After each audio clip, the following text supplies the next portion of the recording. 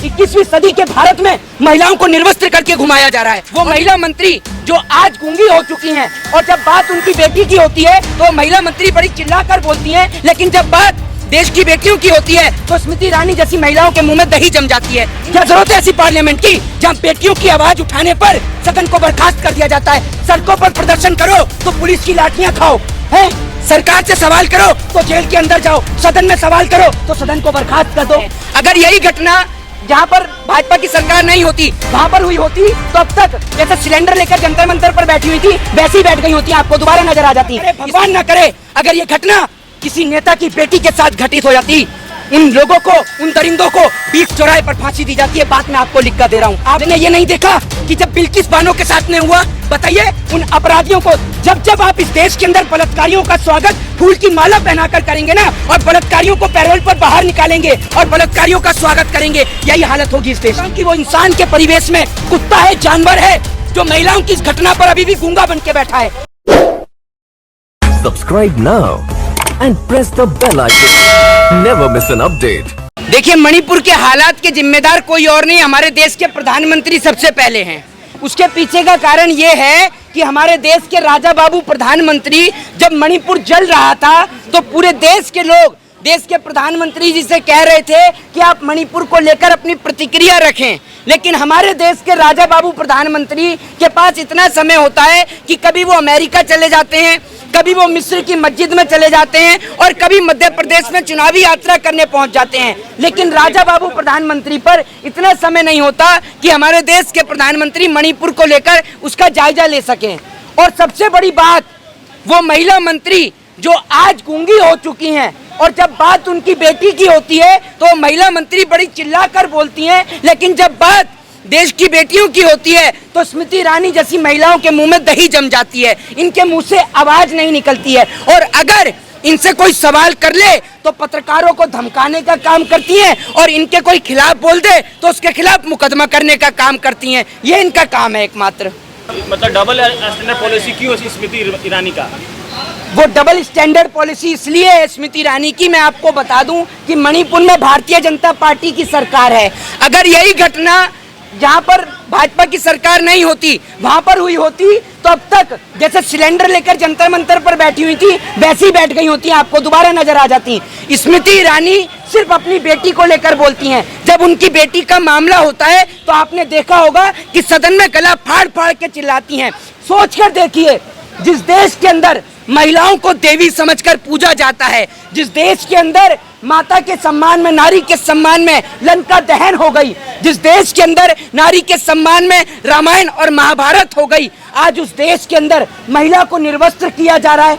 आप सोचकर देखिए, ये बोलते हुए भी ये घटना कितनी शर्मसार है। इंसानियत और मानव जाति के लिए ये बड़ी शर्मसार घटना है। और मैं पूछना चाहता हूँ इस देश की महिलाओं से कि इस देश की महिला को आखिर क्या हो गया है, क्या हो गया है? क्या इस देश की महिला महारानी लक्ष्मीबाई को पढ़ना भूल गई हैं? क्या इस देश की महिला फुल्लन देवी को पढ़ना भूल गई हैं? क्या इस देश की महिला सावित्रीबाई फुले को पढ़ना भूल गई हैं? मैं पूछना चाहता हूं कि क्या इस देश की महिला इतनी कमजोर हो गई कि उनको निर्वस्त्र कर दिया जा रहा है? बताइए, एक वक्त ऐसा था कि जब इस देश के अंदर सती प्रथा के चलते आपने देखा होगा कि महिलाओं को जला दिया जाता था कि अगर किसी के पुरुष की डेथ हो गई तो उसी के साथ में उस महिला को जला दिया जाता था। लेकिन उन सब परंपराओं को समाप्त किया गया। लेकिन उसके बाद भी जब आप और हम कहते हैं कि we are living in 21st century, कि हम 21वीं सदी के भारत में रहते हैं, 21वीं सदी के भारत में महिलाओं को निर्वस्त्र करके घुमाया जा रहा है। और ये घटना जहाँ महिलाओं के साथ में बर्बरता होती है, ये घटना किसी भी राज्य की हो, बड़ी निंदनीय घटना है और मैं इस घटना का कड़े शब्दों में विरोध करता हूँ। बहुत दुखी है, बख्शा नहीं जाएगा किसी को। प्रधानमंत्री का मन हमें पता है कितना दुखी है। वो अगला आदमी अगले ही दिन रैलियों में, प्रचारों में, कहीं पे प्रेस कॉन्फ्रेंसों में लग जाता है। हमें पता है आपका मन कितना दुखी है।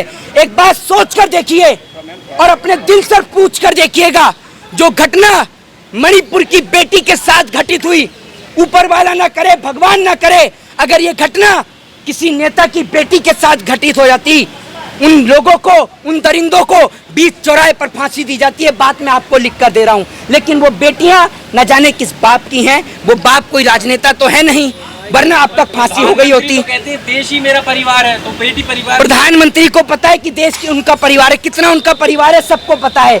देश के प्रधानमंत्री को अगर देश उनका परिवार होता तो सारे काम और काज छोड़कर देश के हमारे प्रधानमंत्री सबसे पहले उन बेटियों से मिलने के लिए जाते और जाकर उनका हौसला बुलंद करते और कहते कि हम आपके साथ खड़े हैं और बीच चौराहे पर, मणिपुर के बीच चौराहे पर उन दरिंदों को फांसी दी जाएगी। ये हमारे देश के प्रधानमंत्री बोलते कि मैं खुद फांसी का ऑर्डर राष्ट्रपति से लेकर आऊंगा। बोले हमारे देश के प्रधानमंत्री, सदन के लिए बोला नहीं जाता, बोलने पर कार्रवाई हो जाती है, लेकिन मैं बोलूंगा आज, सदन के लिए भी बोलूंगा। किस लिए बनाई है सदन? मैं कहता हूं कि इस सदन पर ताला लगा दो।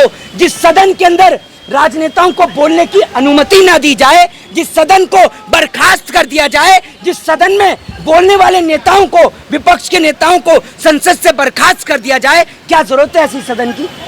क्या जरूरत है ऐसी पार्लियामेंट की जहां बेटियों की आवाज उठाने पर सदन को बर्खास्त कर दिया जाता है? सड़कों पर प्रदर्शन करो तो पुलिस की लाठियां खाओ, हैं?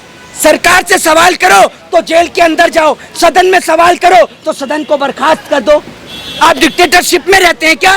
तानाशाही वाले देश में रहते हैं जहां बेटियों के लिए आवाज ही नहीं उठा सकते? कैसा देश, कैसा लोकतंत्र, बताइए ना, कैसा लोकतंत्र है? मोहित जी, जब स्मृति ईरानी की बेटी को लेकर रेस्टोरेंट वाला मामला आया था, जी, तो बेटियों की अस्मिता पर सवाल जी, ये कहती हुई नजर आई थी और दहाड़ लगाई थी स्मृति ईरानी ने। आज वीडियो पे भी बोली थी स्मृति ईरानी। मैं आपको बताता हूं मैडम, मैं आपको एक बात कहता हूं कि घटना चाहे बंगाल की हो, चाहे राजस्थान की हो, चाहे घटना वो मणिपुर की हो, कहीं भी बेटियों के साथ दुर्व्यवहार होता है, गलत होता है, तो वो घटना निश्चित तौर पर हमें उसका विरोध करना चाहिए।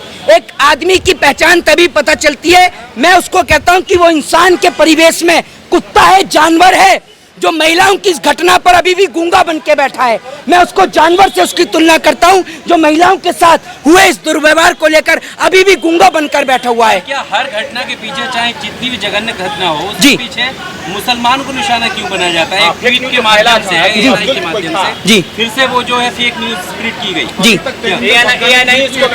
जी, एक बात आप मुझे बताइए, हर न्यूज में मुसलमान को जोड़ दिया जाता है। आपने ये नहीं देखा कि जब बिल्किस बानो के साथ में हुआ, बताइए उन अपराधियों को, जब आप इस देश के अंदर बलात्कारियों का स्वागत फूल की माला पहनाकर करेंगे ना, और बलात्कारियों को पैरोल पर बाहर निकालेंगे और बलात्कारियों का स्वागत करेंगे, यही हालत होगी इस देश की। और जो कहते हैं ना कि बेटी बचाओ बेटी पढ़ाओ का नारा देते हैं देश के प्रधानमंत्री, देख लीजिए कैसे बेटी बच रही है और कैसे बेटी पढ़ रही है। बेटी को सड़क पर निर्वस्त्र करके घुमाया जा रहा है, शर्म आनी चाहिए हमारे देश के प्रधानमंत्री को। बिल्किस बानो को न्याय मिलता है तो इस तरह का घटना करने वाले डरते। मैं ये कहता कि बिल्किस बानो से पहले अगर राम रहीम, आसाराम, चिन्मयानंद, कुलदीप सिंह सेंगर, अगर इनको फांसी के फंदे पर लटका दिया गया होता तो बिल्किस बानो के साथ भी इस तरीके का जघन्य अपराध नहीं होता। मैं तो ये कहता हूँ आपसे, इस देश में निर्भया के टाइम पर अमेंडमेंट आया फांसी का, उसके बाद आज तक फांसी किसी भी रेप के दोषियों को नहीं दी गई है। मैं देश की सरकार से निवेदन करता हूं कि जिनकी भी बेटियां हैं उन नेताओं को आवाज उठाना चाहिए। आपने देखा संजय सिंह को आज सदन से बर्खास्त कर दिया गया सिर्फ आवाज उठाने के पीछे। राहुल गांधी की संसद की सदस्यता हटा दी गई। ये लोकतंत्र है इस देश का। जब ये वीडियो वायरल होने से पहले राहुल गांधी जा रहे थे वहाँ पर, तब उन पर भी सवाल खड़े किए कि देश की छवि फिर से बदनाम करने की कोशिश की जा रही है, क्योंकि हमारे देश का राजा बाबू तो विदेश में बिजी रहते हैं। विपक्ष के नेता को जाने नहीं दिया जाता, उनको जाने नहीं दिया गया था, जाने भी नहीं दिया गया था उनको। विपक्ष के नेता जब जाते हैं उनको जाने नहीं दिया जाता। राहुल गांधी जब वहां जाते हैं और मिलते हैं वहां के लोगों से तो उनकी आंख से आंसू आ जाते हैं। आप सोच कर देखिए। और हमारे राजा बाबू विदेश से जब एयरपोर्ट पर उतरते हैं तो जेपी नड्डा से पूछते हैं कि भारत में क्या चल रहा है। ये है हमारे राजा बाबू। आप सभी जानते हैं राजा बाबू कौन है। नरेंद्र मोदी जी, 10 लाख के जो सूट पहनने वाले इंटरनेशनल फकीर। जय हिंद, जय Bharat, Vande Mataram. Subscribe now and press the bell icon. Never miss an update.